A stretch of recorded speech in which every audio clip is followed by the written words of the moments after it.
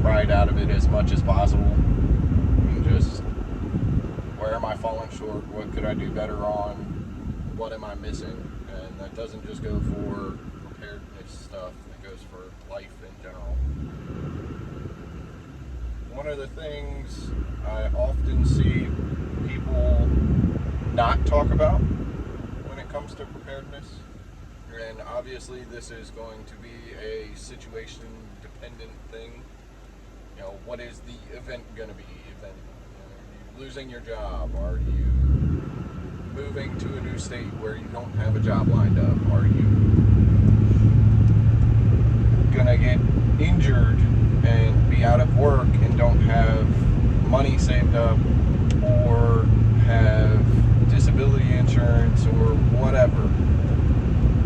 You know, what certain scenarios could cause you to go into an apocalypse at any time, a life-changing event, as it was. And one of the things I feel a lot of people overlook is their vehicles. So, worked on them for a decade professionally, still work on them for fun, know a decent amount about them. What vehicle do you have? You know, obviously if you can see the back window and the back seat's right there, and I've got plenty of room. I am not in a little tiny sports car. I am not in a minivan. Can you work on your vehicle? And I don't mean pull the engine out of it, rip it apart, and replace main bearings, or reset the timing chains, or replace a timing belt, or any of that kind of stuff. I mean, if you have an engine misfire, can you replace a spark plug? Do you even know where your spark plugs are? Can you replace a fuel injector? And again, do you know where they are? Not trying to be a jerk, not trying to make people feel bad, just a simple question. If your plan is to bug out, if your plan is to, the event happens and your car is still working, is your plan to drive somewhere, bug out, to get out of your location and into another one via a vehicle? It could be a bicycle, whatever it is. Do you know how to change its spare tire? Do you know how to do the maintenance on your vehicle? Do you know what to look for to say whether your vehicle's in good shape, bad shape, or anything that may come up along the way? Do you know where the common places are for your engine to leak oil? Do you know where the common places are for coolant leaks to start? Is your vehicle consuming oil or coolant? A lot of manufacturers, it's normal.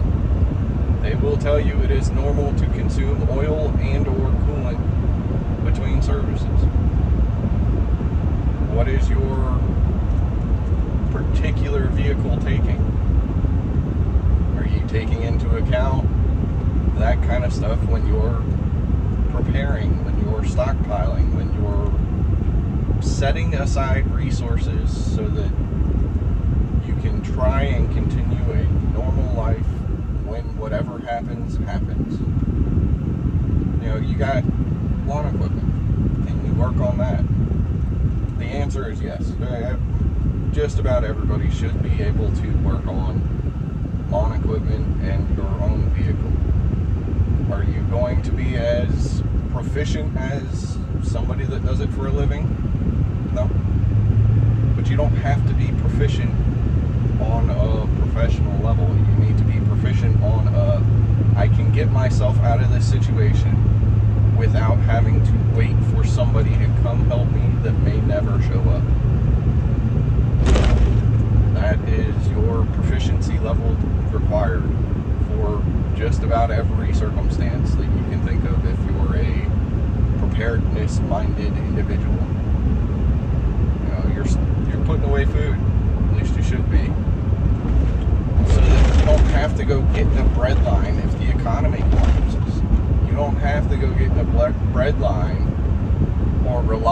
government if there's a lockdown. If you're in an area where that's a thing, you should be putting food away. You should be putting car supplies away. Maintenance stuff. I'm not saying stockpile an engine, transmission, axles, differentials, spark plugs. A misfire will ruin your day when you're panicking. Most modern engines, when it misfires, it goes into limp mode. When it goes into limp mode, it's limited to engine RPMs, mile per hour. There are a couple of different ways that different manufacturers do it. If you cannot correct a misfire, or even attempt to correct a misfire, you might want to look into that. A ton of YouTube videos on how to do it. If you've got, common car, Honda Civic. If you have a Honda Civic, go on Google, go on YouTube, look up spark plug change. Honda Civic, put in your year. Real straightforward, real simple. There's not a whole lot to them. Drive a diesel. Do you have extra glow plugs? Do you have extra injectors? Do you have fuel filters? Do you have water separators? Do you know how to drain the water separator? Do you know how to change your fuel filter and then prime the system? There's simple things that you can learn to do that will make those times less stressful. Are they the prettiest thing? No. Are they the most exciting and eager to learn things? No, they're dirty. They're rough. You're going to get cuts, scrapes, bruises, burns, all kinds of stuff working on cars. It happens. But would you rather get cut, scraped, burned, and bruised and make it to your bug out location, or make it to wherever you're going? Or would you rather sit on the side of the road and wait for somebody whose intentions you don't know? They may be malicious, they may not, but you don't know. And in a time of crisis, are you willing to wait and hope that somebody with a kind heart and an able hand comes by to help you? I'm not. I know how to do all that stuff. I keep the tools on me to be able to do the things I need to do. And it just is what it is. But if you're preparing for the end of the world and stockpiling arms and munition and body armor and night vision and all that other stuff, you should be stockpiling food, and you should be stockpiling a reasonable amount of parts for your vehicle. I'm not saying you need to have an entire parts store, but you need to have a couple of serpentine belts, maybe an alternator, depending on what you drive. Some cars are more prone to burning up alternators than others. Also, depending on what you're doing, if you've got a whole bunch of lights on your rig that you're choosing to bug out in, alternator's not a bad thing to have on hand, because you're loading that alternator down real heavy when you're running all those lights and a winch and your radio and your CB and your blah blah blah, all the cool guy stuff you have on the outside of your lifted Jeep with 37s. Extra alternator wouldn't kill you. If you're driving something like that, you got the money to spend, or you should hopefully have the money to spend on an extra alternator or two. Batteries are where it gets tricky. Have a trickle charger at least. They're $40 last time I bought one. It was $40, and that was at a store. That wasn't online. I'm sure you could find them cheaper online now. Well, maybe not now, but I'm sure you could find it cheaper online. Get a trickle charger, air filters. The little things that can really ruin your day when you're determined to get somewhere that will just stop you dead in the water. Have one or two